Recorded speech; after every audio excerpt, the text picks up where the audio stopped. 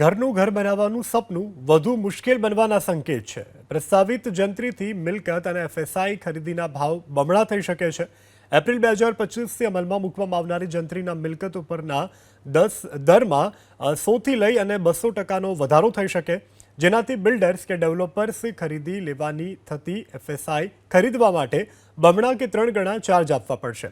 એટલે કે મકાનો અને કોમર્શિયલ પ્રોપર્ટીના ભાવ વધવાની પૂરેપૂરી સંભાવના છે। મકાન બાંધવા માટે જમીનના કદ અને ઝોન પ્રમાણે મળતી એફએસઆઈ ઉપરાંતની એફએસઆઈ ખરીદી પડે છે। જંત્રીના જે જગ્યા પર દર 15,000 હોય તેના પર હાલમાં એફએસઆઈ ખરીદવા માટે 30% વધારે ચૂકવવા પડે છે, પરંતુ નવી જંત્રી અમલમાં આવશે તો ચૂકવવાના થતા નાણાં 100થી 200% વધી જશે।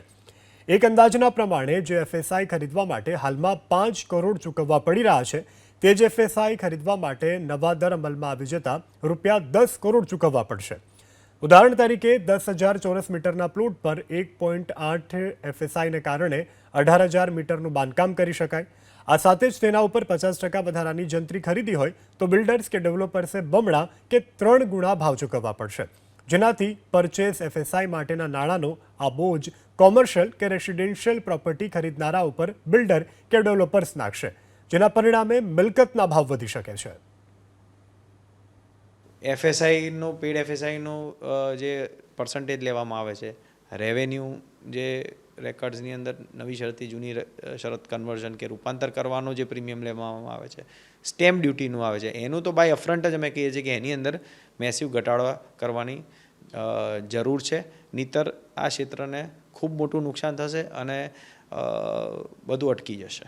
તમે ખેડૂતો જોડે જંત્રીના ભાવે દસ્તાવેજ કરો અને એ બંનેમાં વિસંગતતા ઘણી હતી, એ વિસંગતતા હવે લગભગ નજીક આવી ગઈ છે, દૂર થઈ ગઈ છે। એટલે રિયલ એસ્ટેટ ડેવલપર્સ માટે આ જંત્રી તો ખરેખર લાભદાયક છે અને લગભગ એમાં કંઈ એવો વધારો થવાનો નથી, કારણ કે અમે લોકો જે ફ્લેટ વેચીએ છીએ, હું એચઆઈજી અને એની નીચેના ફ્લેટની વાત કરું છું, એ લોકોને અમે જે ફ્લેટ વેચીએ છીએ એ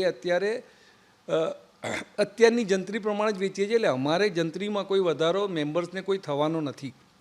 जंतरी बढ़ाने से स्टेट गवर्नमेंट की रेवेन्यू डेफिनेटली बढ़ेगी और आई होप कि गवर्नमेंट ये बहुत ही पॉजिटिव स्टेप तो लिया है ये जंतरी और मार्केट वैल्यूज़ को ज़्यादा अलाइन करके साइंटिफिकली इंक्रीज़ करके जंतरी को, एंड आई होप इसके साथ अगर स्टैम्प ड्यूटी और पेड एफएसआई का रिडक्शन आए तो this can be a big boost to the industry, क्योंकि फॉरेन इन्वेस्टर ज़्यादा विलिंग हो गए अहमदाबाद जैसी सिटीज़ पे।